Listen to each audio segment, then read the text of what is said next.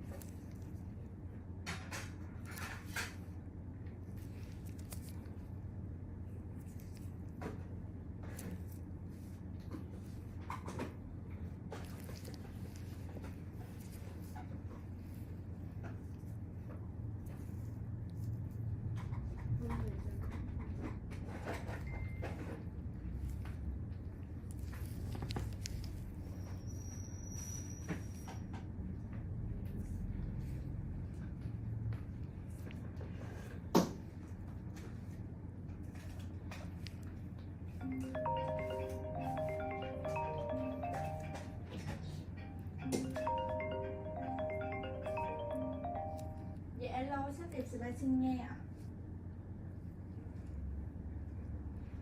Dạ, mấy giờ hả anh? Dạ được anh. Anh tên gì hả? Dạ dạ. Có gì chiều 2 giờ anh ghé nha. Dạ dạ em chào anh.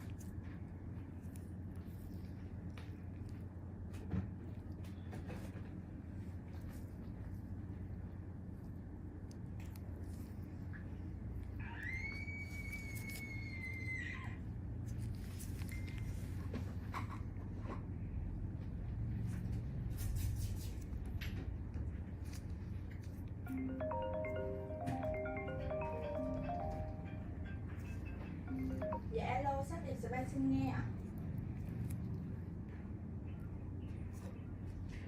Dạ chị đặt mấy giờ hả chị?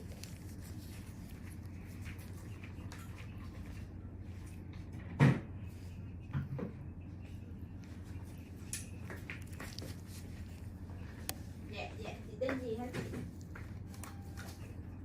Dạ có gì mai em gặp chị Thảo nha.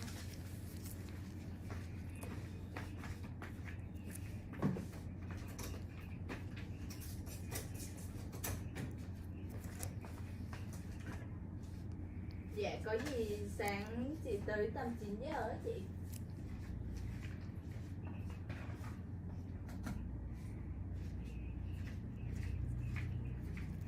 Dạ dạ tầm 1 tiếng á chị.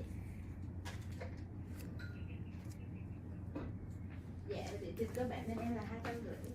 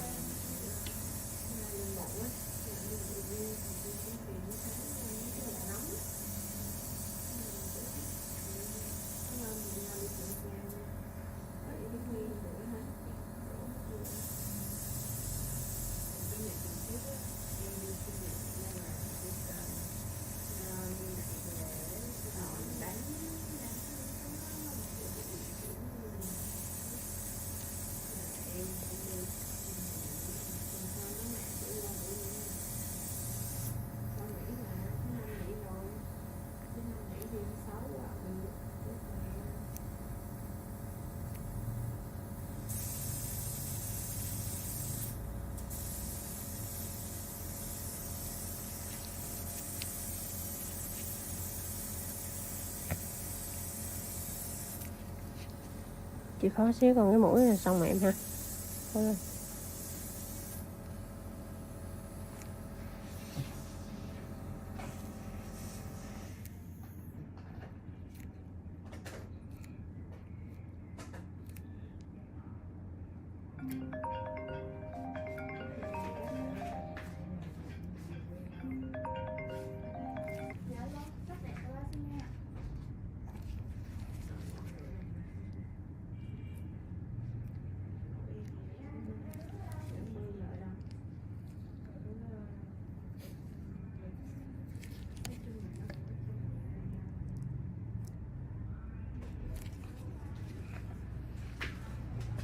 Being the reliable one, people assume you'll keep showing up no matter how many times they shut the door in your face. The silence was almost peaceful until the day of the wedding. That morning, I went for a walk, left my phone behind. No news, no social media, just the sound of leaves crunching under my feet and the distant hum of traffic. It took my time getting back. I wanted distance.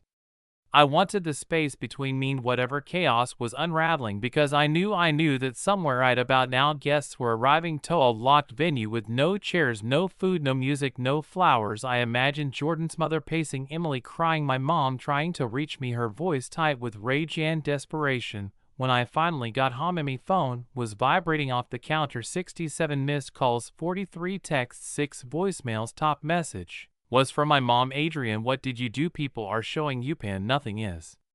Here the venue is locked. There's no food. No one is answering. Calm below that Emily texted this. I said funny, fix this. Then Jordan, my parents are livid. You better hope I don't see you today. I didn't respond to any of them. I just sat down on the edge of my bed staring at the flurry of notifications like they were written in a different language. All that urgency, all that sudden concern. Where had that energy been when I was politely being told I wasn't welcome at my own sister sweating? The first voicemail was my mom again. Panicked, she sounded like she was pacing while leaving at Adrian. I don't know what you think you're doing, but this is not okay. People flew in for this though. You understand how bad this looks. Waned you to call the venue now. The second was Emily, her voice trembling with barely contained fury. I cannot believe you would do this to me after everything I've done for you. You're ruining the most important day of my life. This is disgusting. Adrian, I almost laughed. Everything she's done for me. Mythum hovered over the next voicemail but didn't press play. I had a feeling it will be the same guilt outrage attempts to twist the situation around like I was a villain for not quietly funding the entire fantasy and then vanishing like a good little ATM. But I wasn't angry anymore. That was the strange part. For the first time in years, I felt like calm, like a weight had finally been set down after years of carrying it around in my back. This wasn't about money, not really. It was about being treated like a human being with boundaries, with feelings, with value beyond my bank account. I made myself a cup of coffee and took it out to the small balcony off my apartment. The sun was high, the air sharp and clear. I could hear distant traffic, the quiet bustle of a Saturday that for most people was just another day. For me, it felt like a reset. It knew the calls started up again. The guest list must have reached the venue by then, and the full scope of the disaster had finally landed. A few people I hadn't spoken to in years messaged me, mostly cousins and extended family. Some asked what was going on, others demanded explanations. One or two even accused me of ruining Emily's life. But then came a message from my Aunt Carla, my dad's sister, one of the few people who'd always treated me with kindness. Her message just said, I heard what happened, Edie. I'm so sorry they treated you that way. If you need anything, I'm here.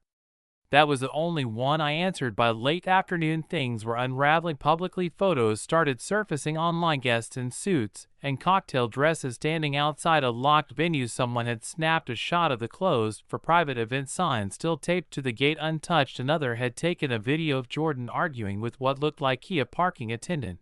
There was no food truck, no decorations, no music, just confusion and growing frustration. A friend from high school I hadn't spoken to in ages messaged me a link to a Facebook post from one of Jordan's relatives. It was a long, angry rant about entitled families, about how some people clearly can't handle hosting a real wedding, and how certain people had sabotaged a beautiful day because they couldn't stand not being the center of attention. I didn't even bother replying, let them build whatever story they needed to feel righteous.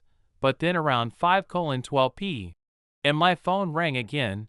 This time, I answered. It was Mom, Adrian, she said, her voice thin and her Sarah, we need to talk. There was no warmth in her tone, just urgency, maybe even desperation. I asked, my name's Adrian, I'm 34, and I've been the designated fixer in my family since I was old enough to understand what that word meant. You know, the type, the one who quietly steps in with a checkbook when things go wrong, who smooths over fights, who always shows up